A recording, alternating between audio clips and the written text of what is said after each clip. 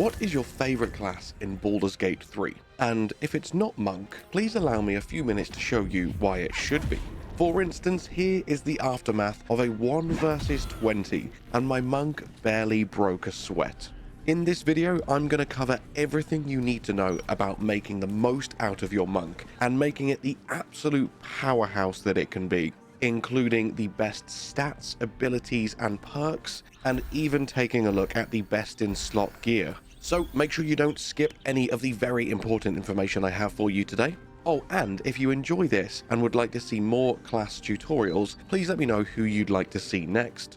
Probably the first good piece of gear you'll encounter is here in the Blighted Village. Come into this house with the wooden hatch. Down the hatch, you just need to make sure someone rolls a successful perception check so you can pull this lever.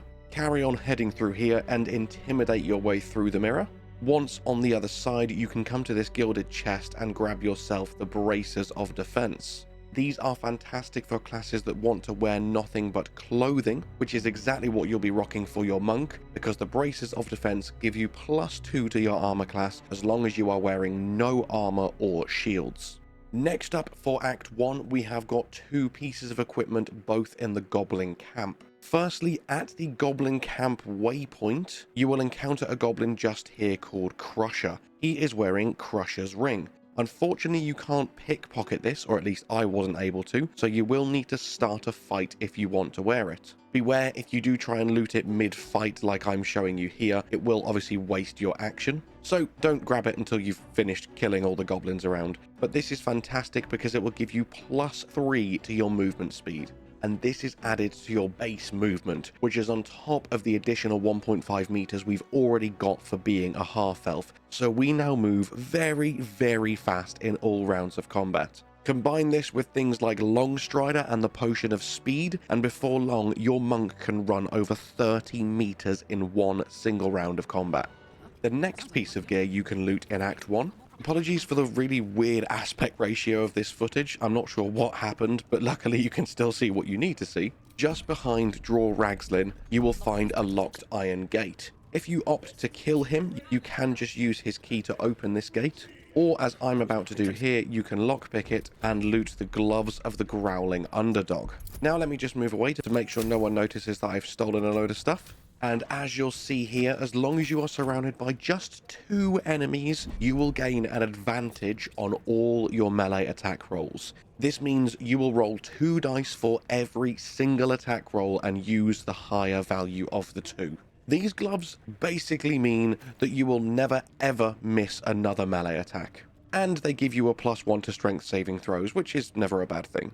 Before we move into the next section of the video, I'd like to thank today's sponsor, Phantom Blade Executioners. And that name should ring a bell to you because this game is part of the Phantom Blade universe, the same series as the highly anticipated upcoming Souls-like Phantom Blade 0. You can download Phantom Blade Executioners today for free on Android and iPhone and start honing your skills in preparation for the console and PC release early next year. For a free mobile game, Executioners is beautiful. I love the traditional Chinese elements such as ancient scrolls and tapestries that have been incorporated in with high quality cutscenes and stylish animations. Phantom Blade has been around in China for 15 years now. It has a huge fan base with a deep story and plenty of twists, and this is the first time that Phantom Blade is being released for the rest of the world to experience. Phantom Blade Executioners is a very challenging game at its core. However, be patient and learn to get good, as they say, because the payoff is well worth it. It's now time to apply the phantoms that you've collected throughout your journey. This will increase your stats and the power of each individual ability. And once you've done that, all that's left to do is head into battle and use the combos you've set up to decimate waves of foes at the press of a button. And for a free game, it's already so content rich with 8 story chapters spanning 50 hours of gameplay. On top of this, there are also side missions and a whole bunch of quests and events, and even after completing the game, there's a load of endgame content too. So become a real Chinese hero and save the world and leave your mark on history today by downloading Phantom Blade Executioners using my link below. And the final, most important piece of gear you can loot for a Monk in Act 1 is the Armour of Uninhibited Kushigo. This is definitely more long-winded than the rest, but trust me, it is very, very worth it. You do not get an upgrade for this until Act 3. Firstly, in the Underdark, head southwest and go and speak to Gek Cole. He will give you a quest to go and find some missing boots. Now, these subterranean race of grey dwarves, the Dwagar, are not very nice, and ideally you shouldn't be siding with them because you'll be pissing off most of your companions. So be careful when choosing the dialogue options, but basically you do want to do this quest without sounding too enthusiastic about it, so you don't accidentally starting a fight with the dwarves whilst also simultaneously not angering your own companions. Next up, we're going to head to the Myconid camp in the north. Make your way to the center and you will see Thula. She is wearing the boots that you need, and ideally you want to work with her and help her complete her own quest, then she will agree to give you her boots. However, for the purposes of this video, I just stole them, which my companions didn't like, but it gave me the boots that I needed. Now that you have done that, go and speak to Gek again, and he will tell you to personally deliver these back to their rightful owner, Sergeant Thrin. Jump on the boat and head to the next area, make your way to Thrin, and once you hand them in, you can then choose between the bracing band and the armor of Uninhibited Kushigo. Obviously, choose the armor. It is some of the best armor in the game that monks can get. And don't worry, it isn't technically armor, it is technically clothing if you are still using the braces of defense. And the reason this is so ridiculously powerful is every turn that you decide to use is that whilst Patient Defense is active, which is an ability your monk will get very early on, I believe it's level 2 or level 3, this now means that every time someone tries to attack you and misses, you can use your reaction to make an unarmed attack. And combined with some of the other equipment we'll be picking up, your unarmed attacks can do upwards of 40 damage. Now, there is an even better version of this armor that will allow you to use this effect without even having Patient Defense active. However, as I say, that's in Act 3. Up until then, this is going to be your best bet. Now let's take a look at the best gear you can grab for your monk in Act 2.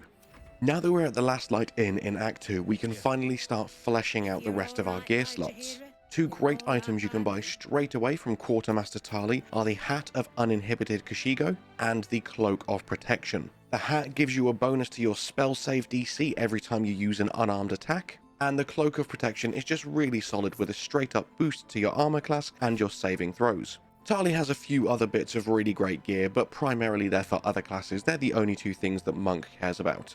And now, as long as you've been doing Karlach's questline and you've got yourself some Infernal Iron, you can go over here and speak to Damon. And stupidly forgetting that I've already got them, let me open up my inventory and take a look at Karlach, and he will craft the Flawed Helldusk gloves for you using some of that Infernal Iron. These gloves are great for classes that use weapons as well, but they excel for unarmed classes because not only will they inflict 1d4 of necrotic damage, but can also possibly inflict bleeding. This is everything of importance at the last light in, so the next piece of gear you can find in Act 2 will be above in the mountain pass, specifically here sold by Lady Esther. Once you've spoken to her, she will open up her inventory to you, and she has a lot of stuff that you can buy. But what you are looking for specifically, I have already purchased, and that is the Graceful cloth. This is another fantastic alternative if you didn't grab the armor of Kushigo in Act 1. As this will just straight up improve your dex score, along with permanently granting you Cat's Grace, which will give you advantage on all dexterity rolls. You will also gain a +1 bonus to dexterity saving throws, and you can jump further. The next piece of gear we can purchase, you will get at Moonrise Towers. This is the first time you go there before you assault it, when you are still posing as a true soul of the Absolute.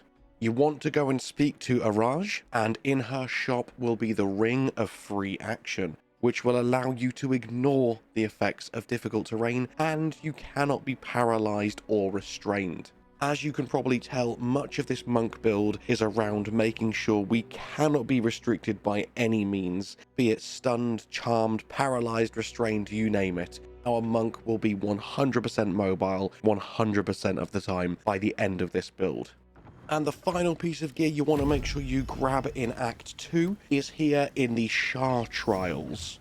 You actually see me completing the Faith Leap trial at the moment, just because I forgot to record or make a save state during the self-same trial. Here is the ring you are looking for though. It's called the Killer's Sweetheart, and this is dropped on the ground by your mirror self in the self-same trial during the Gauntlet of Shah. This is perhaps one of the most powerful items in the entire game, because when you kill a creature, your next attack will be guaranteed to be a critical hit. This can only occur once per long rest. However, this is a ridiculously powerful proc that can easily turn the tide of any unfavorable situation. Now let's finally take a look at the crazy powerful gear that you can get in Act 3 to help you crush the final encounters of the game, before I then give you some hints and tips on how to actually use the monk class effectively. Firstly, as soon as you enter into Rivington, you can head south to the big building that's been commandeered by the Fists, and just over to the side here you'll find Mattis. And Mattis will sell you, among other items, the Scabby Pugilist Circlet. Finally, a headpiece specifically designed for a monk. Your weapon and unarmed attacks deal an additional 2 damage whilst surrounded by just 2 or more enemies. And the reason I say this is specifically designed for a monk, especially the Way of the Open Hand, which we chose, the attack Flurry of Blows deals a series of blows, exactly as the name of the ability suggests, and this adds 2 damage to every single strike. As a monk, you can be attacking up to 8 times in one turn, so this helm starts to ramp up your damage very, very quickly.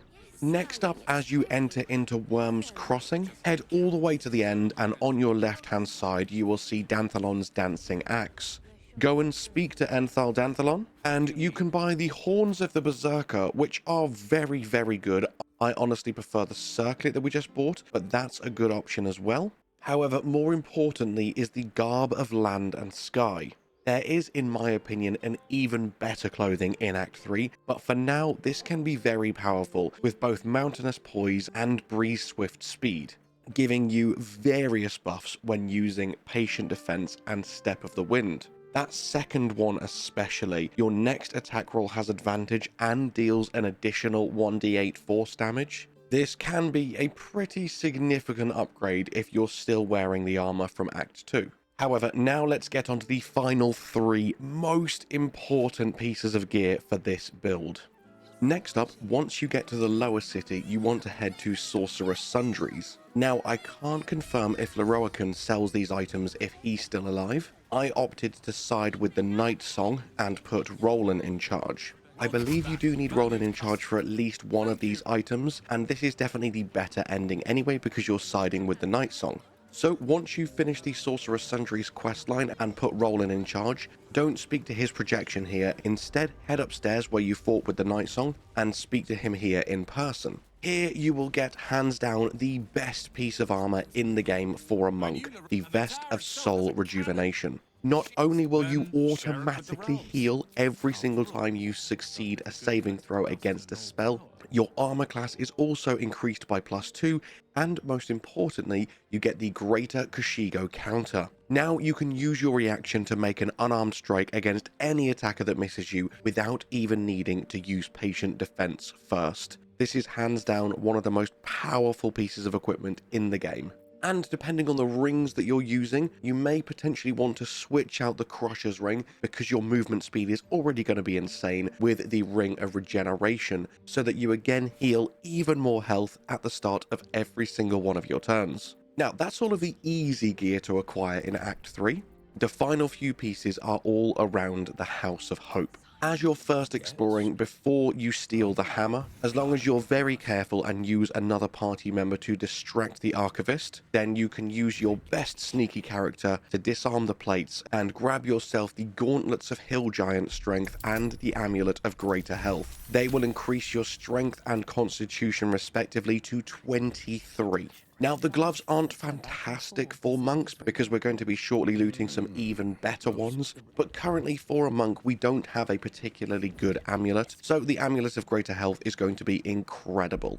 In fact, once you acquire this amulet, you may even want to respec your stats and remove all of your points from Constitution so that you can spec even heavier into Dex and Wisdom. Because with this amulet, your constitution is automatically going to be 23, and look at that huge health boost, 160 health on a bard, and this is just as powerful on a monk. And now for the absolute most powerful piece of gear in the game, hands down for a monk. You will only acquire this once you have managed to defeat the legendary Raphael himself. This can be a tough fight at the best of times. On Tactician, it's downright brutal. However, once you do manage to defeat him, after the cutscene, as long as you have saved Hope, you will be rewarded with the Gloves of Soul Catching. Your unarmed attacks now deal an additional 1d10 of force damage. When you land an unarmed hit, you regain 10 health, or you can forego this healing to gain advantage on your attack rolls and saving throws until the end of your turn. These gloves are absolutely broken for the build I am about to explain to you. And now that you have all of the gear to pull it off, let me show you exactly how it works and put it into action. Firstly, I mentioned right at the start of the video how we're going to set our strength to as low as possible. However, we then took the Tavern Brawler feat, which may have seemed counterintuitive. Well, if you've watched my elixirs and potions video, you will know a very easy way to keep an unlimited stock of them hill giant strength potions. Ideally, the cloud giant strength potions, however, they are harder to acquire. And with this elixir, your monk's strength will be set to 21 throughout your entire playthrough, with no need to waste any of your points in strength. This way, with the Tavern Brawler perk, your attacks will benefit significantly from this strength increase. And up until the point where you unlock that feat at level 8, strength doesn't matter. Early game, you are going to be doing enough damage with your dexterity alone. So I advise saving your hill and cloud giant elixirs until you do unlock that feat at level 8 or even at level 4 if that's what you want to do. The feats in this build really can be chopped and changed to suit your playstyle. So now you know exactly how the stats in this build work and exactly why we set strength as low as it could go. Let's talk about the actual abilities and how you can use your monk effectively in combat. There are two main series of attacks you'll be doing with your monk depending on how many enemies you are currently fighting. So firstly, let's start off with multi-target because this is the more confusing one because monks are definitely built for single target. Because of our build, and especially if you drink a potion of speed, you are going to get up to 8 actions per turn. So when surrounded by a lot of enemies like this, you will start off by hitting the biggest threats with your flurry of blows.